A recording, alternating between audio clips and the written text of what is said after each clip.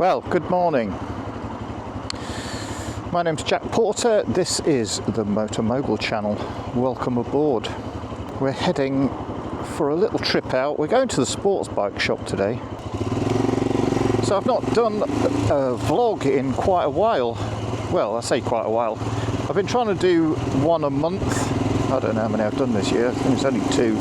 So I'm missing my targets. So today we're heading off into Lincolnshire. As per, what did I want to talk to you about today? Well, I've been thinking of, trying to think of subjects to talk about for a couple of weeks actually, and it was like, there are so many motor vloggers out there now. I mean, I'm not complaining. It's a good thing, I suppose. Provides lots of entertainment for you guys, but you know, lots of subjects are being covered, and I don't want to talk about the same sort of stuff that other people are talking about. Obviously, I want to be a little bit original. Yeah, what I wanted to talk about anyway was something that affects me, and that is tinnitus. How many of you out there, motorbikers, suffer from tinnitus? And do you know what it is that's causing your tinnitus? Because I'm not 100% clear on what's causing mine.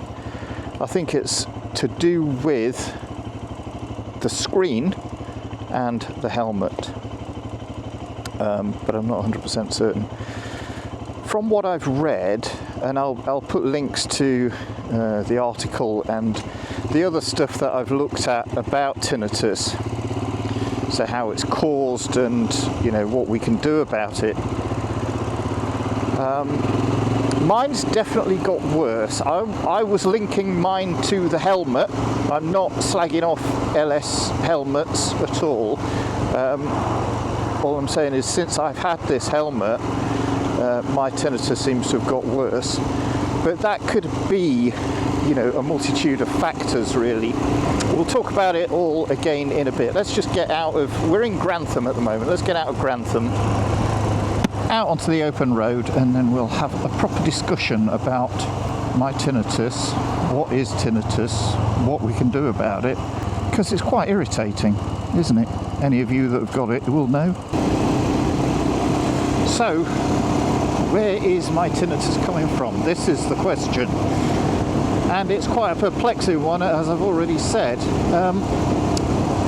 There's the risk of wind noise, which is, you know, the thing that everybody looks at first is wind noise across the helmet, and also the sound of the exhaust as well. Is it coming from either of those two things? Well, for the last, however long, quite a long time, I've been wearing these really dense, I call them rhubarb and custard because of the colours, these dense foam earplugs. They've been, you know, I can't hear hardly anything once I've got these earplugs in. So I don't think it's noise. I think we can rule out that as a issue. The thing that I think that is causing it is vibration, either from the peak or the actual helmet itself, or the, you know, the furniture on the outside of the helmet, the, you know, the cardo. Shush, accidentally turned it on. Because inside my head, so this is working on bone conduction. Now there is some evidence to back up my theory on this being vibrational rather than just purely sound. I know sound is vibration, but bear with me. I don't think it's the direct, you know, the sound wave going directly into my ear, which is the normal route for deafness to occur, you know, with really loud noise that goes in through your ear canal and affects your inner ear, your cochlea, the little, I forget what they're called now, the little cilia hairs in the cochlea get damaged. There's another school of thought that says that it's not actually the cilia that are becoming damaged, it's actually the nerves that connect the cochlea to the brain. And that's where the damage is occurring. You have to bear in mind that tinnitus isn't actually real. It's something that your brain creates. It's a response. So you're not actually hearing tinnitus. Tinnitus is just generated by the brain. Possibly because the nerves are becoming damaged that are conducting the sound to the brain. And therefore, if they're becoming damaged and they're not converting or transporting those sounds into the brain adequately, then the brain is making it up, and that's possibly tinnitus. There's a lot of research going on into tinnitus at the moment, but nobody has come up with a hard and solid definition of what tinnitus is or what it's caused by. It's just produced by the brain as a response to what exactly? It's thought to be noise. I think personally, because I get this deep thrumming, bass thrumming that I can hear. It's right on the edge of hearing, and you don't really pay attention to it that much, but I think it's that vibration through bone conduction, through my skull, that is causing my tinnitus. But I don't know. So I was reading an article this morning that was talking about helmet designs, and it was also talking about screens. So where we have our screens on our motorcycles, that can also have an effect on how much turbulence is created between the screen and the helmet. So there was one test that was conducted using a screen and a helmet. This is in sort of lab conditions, so it wasn't exactly perfect. The screen itself was just a solid flat sheet, so it wasn't curved, but what they did was, and also as well, the wind hitting the screen was linear, and it was single directional, it was unidirectional, so it was coming strictly from the front, hitting the screen, and dependent on where the screen was, how it was angled, whether it was perpendicular or whether it was angled towards the rider, had a role to play in how much turbulence the screen created between the rider and the screen. Also, the height of the screen had a role to play in that as well. So if you remove the screen altogether, that was the best. If you got a screen that was bigger, higher than ear level, so the standard set for the test was ear level, so if it was higher than ear level, so around peak level, then the wind went straight over your head. If it was at ear level, which is about here, my screen's slightly lower than that, then that was where the maximum amount of turbulence was coming from. Especially if it was angled back towards the rider, then it was hitting the helmet and causing that turbulence because of the screen displaces the air rushes in behind it to fill that vacuum that's created by the screen, and that turbulence then hits you. So you're sitting in the worst area right behind the screen to get the maximum amount of turbulence. Are you with me so far? So if you remove the screen altogether, you're just getting linear air coming straight at you. Most helmets are not designed in wind tunnel tests. Arai are, and also so are Schuberth. They're the two, probably most expensive helmets out there on the market. I'm going to try the Schuberth E2 on today because I think I'm going to go down the route of just up-speccing my helmet. I've already this morning bought the very low sports screen. Sports and this bike don't really go together, but you know what I mean.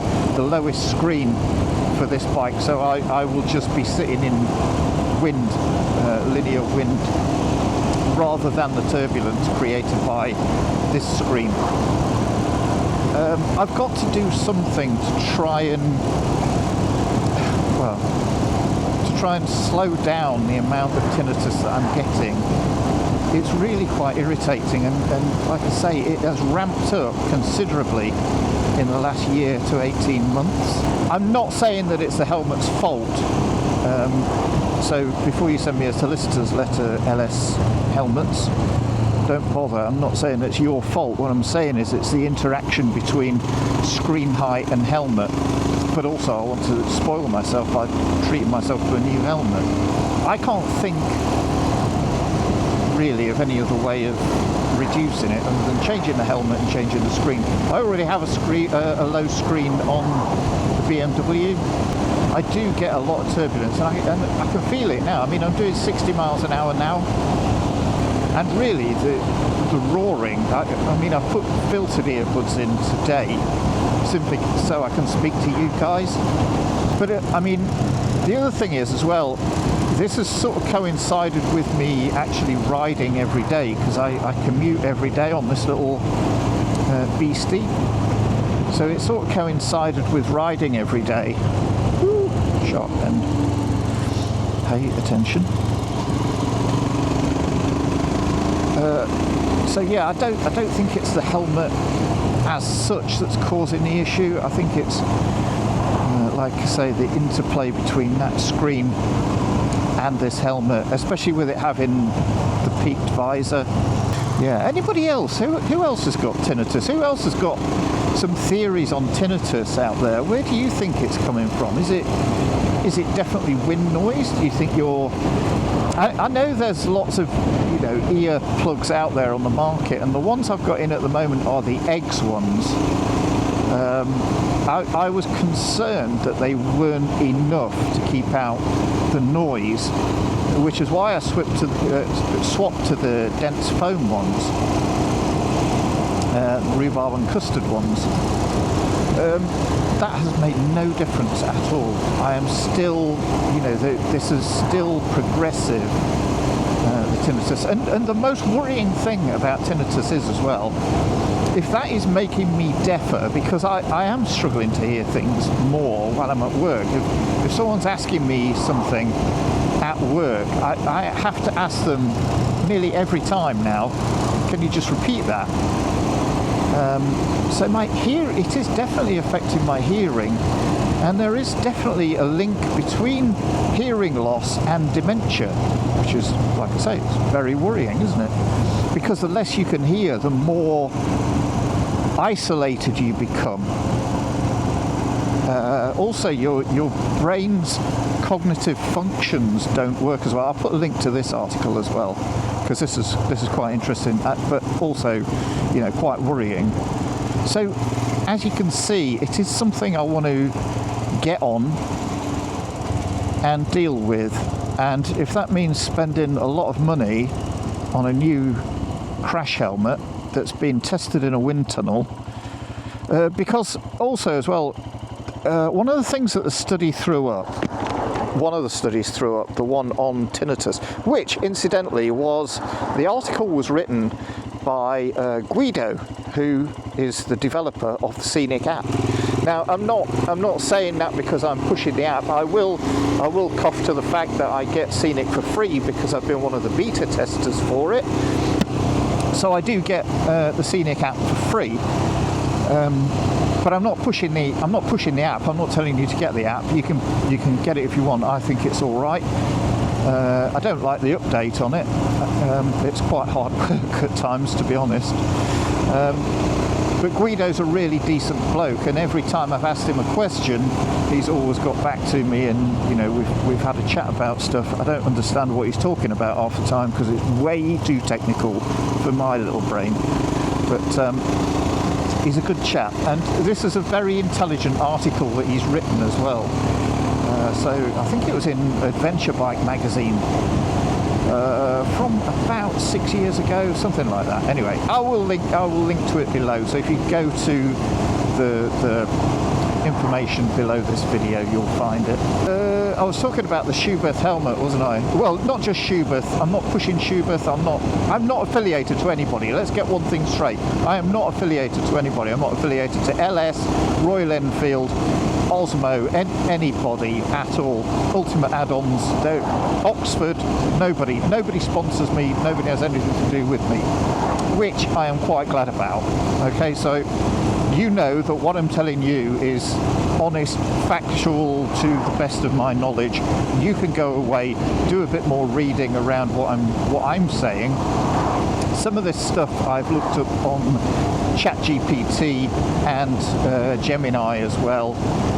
So, and that's where I got the links to the articles from. That came through Gemini, who linked me to these articles. Anyway, oh God, I'm so easily bloody misled. Anyway, what I was saying was that the LS2, not the LS2, Jesus Christ, the Schuberth and the Arai helmets are wind tunnel tested. However, if you are going to sit with that helmet behind a screen, it completely wipes out their usefulness from the wind tunnel testing. I know, that's a bit of a bugger, isn't it? So you're sitting there on your bike thinking, this is brilliant, I've got a helmet, a very expensive, top of the range helmet that's been wind tunnel tested, so therefore it's going to be much quieter and much better than, you know, any other jack shit helmet that anybody else is wearing out there. It is, but only if you're sitting in the airflow, not if you're not sitting in the airflow.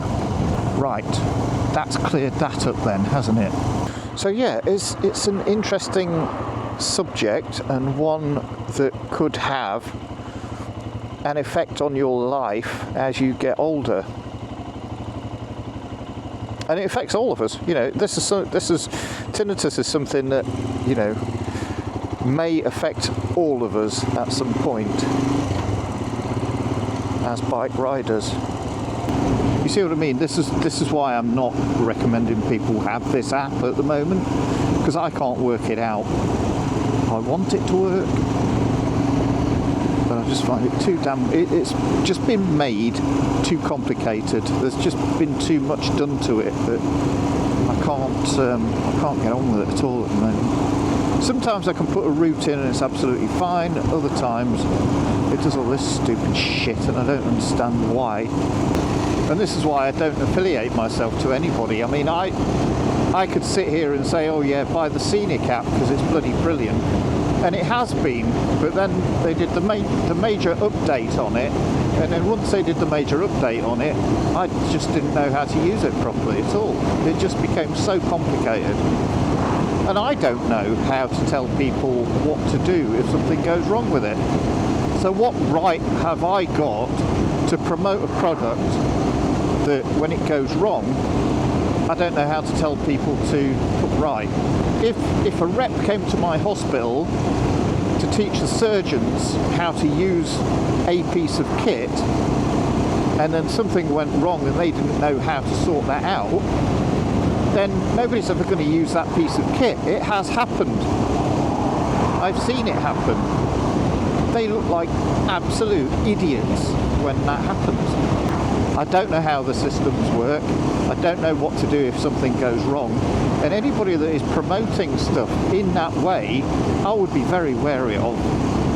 You know, and it seems to be the route that a lot of motovloggers take nowadays, that they take on a product from a company, they'll get it either at a discounted price or, you know, it is sent to them for free, and then they go out and promote that product to a wider audience for the company. And it's like, for me, why are you doing that? You know, what are you getting out of it? All right, you're getting probably a few more views to your video channel, but something that everybody needs to realise is that you know absolutely bugger all about that system. You weren't involved in developing it. You're not part of the company. Why are you promoting it for them? Crazy, in my opinion.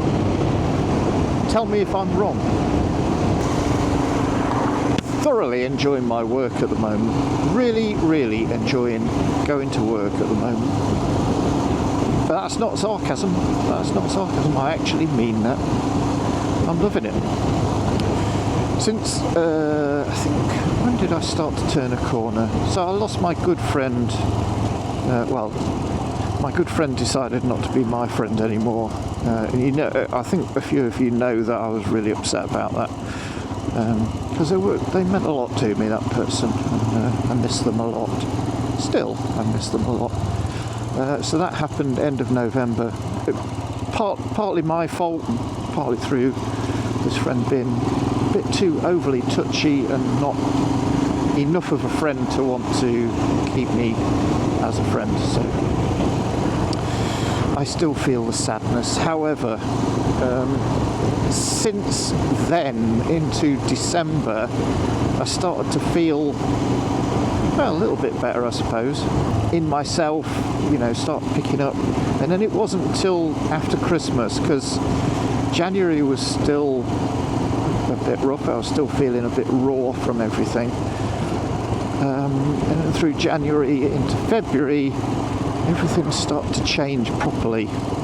Really started to change properly. Started to get back on my feet, taking control of emotion and the way I felt about things, and just feeling back on my game, if you like. Since I had the cancer surgery last year, it wasn't the cancer surgery. It was more the psychological effects of being on intensive care afterwards. That's what fucked me up, big style.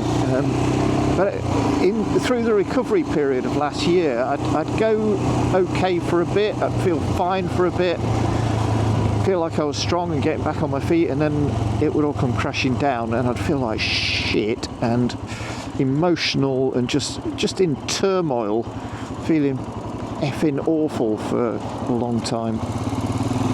For you know, weeks and weeks on end, and really struggling with energy levels at work and not wanting to be there, and yeah, it was tough, and that kept happening time and time again. That kept happening, which is what I think led to, you know, the issues with my friend. I think they just got fed up with me in the end, which is understandable. But friends get through that, don't they? Friends sit and talk about it, get through it, help each other. Anyway, but now, especially this last month, I suppose, I've just kept my outlook and the way I feel about things has just kept going up and up and up, and I feel effing marvellous now. I went into work yesterday. Today's Sunday. Went into work for overtime yesterday. We had how many cases did we have? 6 or 7 cases? Yeah, 6 cases. And we finished about 3:30. Worked like dogs, worked straight through, no breaks, just cracked on with it. I felt fucking marvellous. Until I was tired. I was very tired by the end of it. I'm an old man now.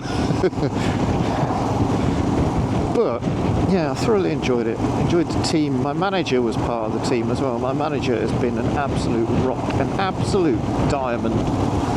So lucky to have her as my manager. Big shout out to Suzanne. Love that woman. And then I went out with my wife last night for beers and a curry. I mean, what a way to end a busy day. Absolutely marvellous. I need to get the next pair of gloves I get. These are great. These Street Touring from Gore-Tex have been great, but I've had them quite a few years now. I keep almost pulling the guts out of them when I take them on and off. But they have been an excellent, comfortable, hard-wearing glove.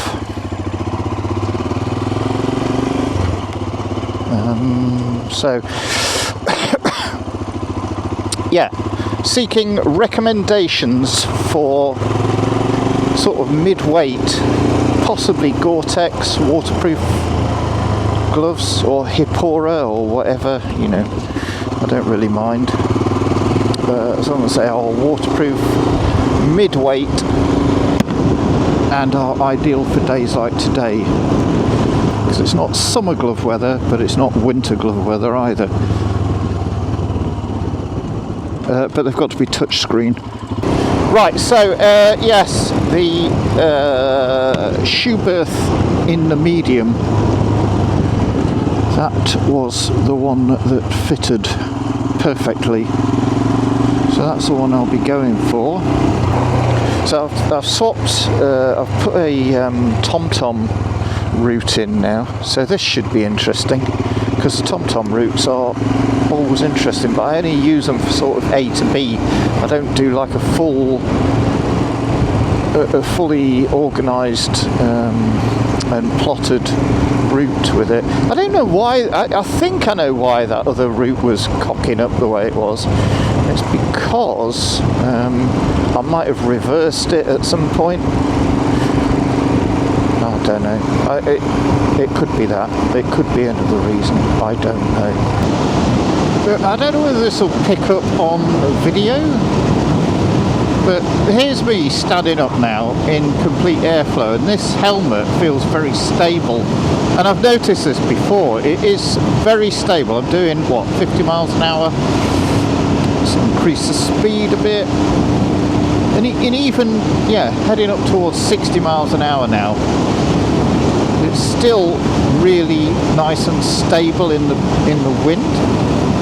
The vents work perfectly in the wind as well. And then I sit down. Can you feel the turbulence? Well, you can't feel it, obviously. Can you hear the turbulence on the video? I'm not sure that's going to pick up, but Jesus, it's so much different. Yeah, I need to get rid of that screen. Yeah, that is a massive difference. So the shoe berth helmet it's supreme. It's lovely, lovely helmet. It fits really nicely. Buying that helmet would just be spoiling myself. I know it would, and I will do it eventually. I know I will, because I'm like that, quite impetuous when it comes to. I've seen something, I really like it, it's a lot of money, but fuck it, you know, all this overtime I'm doing. You only live once, so you can't take it with you. All those excuses. I don't need to convince any of you, do I? It's going to happen. It's going to happen. It's just when it happens.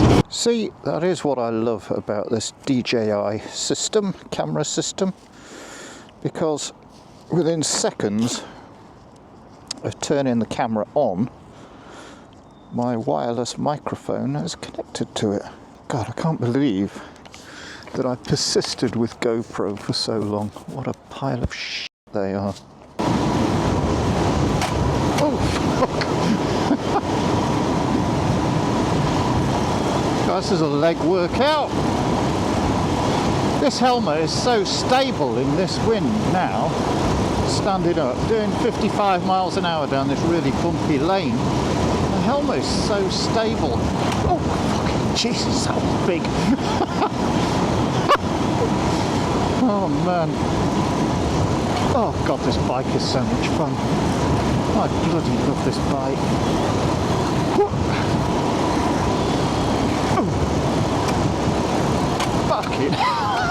Fucking slow down. Knock it off. Oh god, this is so much fun. It's so on the edge of disaster. Oh Christ. Oh. Oh man, that is just such a lark. Oh god.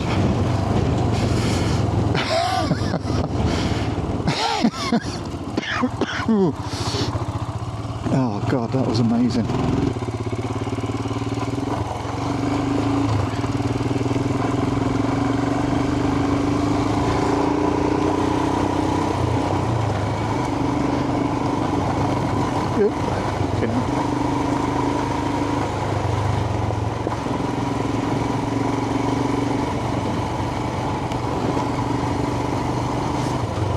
Fucking hell, here we go.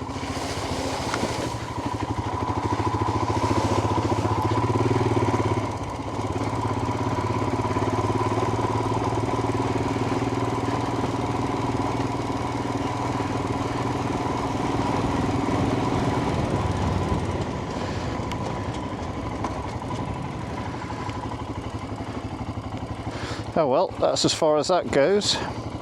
It's worth coming down just to find where the end is, isn't it? Let's get back up there then.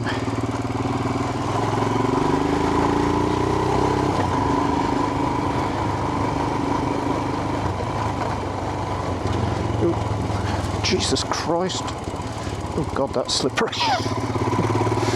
I am no off-roader. I've got no off-road skills whatsoever.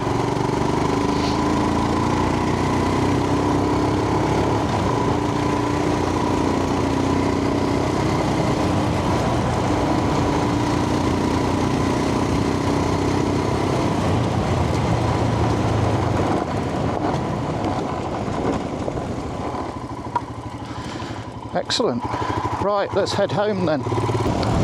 So yeah, I hope you've enjoyed this video. Well, it's been a fair bit of it has been about tinnitus. If you've got issues, you know, with tinnitus, it's worth having a look at your screen, how high your screen is, and how much turbulence is interacting with your helmet. Do you wear a peaked helmet with, you know, an eye height screen? Because if you do, that's, you know, the worst height to have your screen. Might be worth taking a look at that, might be worth taking a look at your helmet. Just stand up into the wind as well and just see how stable the helmet is in the wind, whether you're still getting the same amount of buffeting. I can see this peak vibrating now, so I know that this screen is no good with this helmet, and that's probably been the root cause of my tinnitus. So right, yeah, so I've been Jack Porter anyway. This has been the Motor Mogul channel. Hope you've enjoyed the video. I'll see you on the next one, wherever that may be. Bye for now, guys. Cheerio.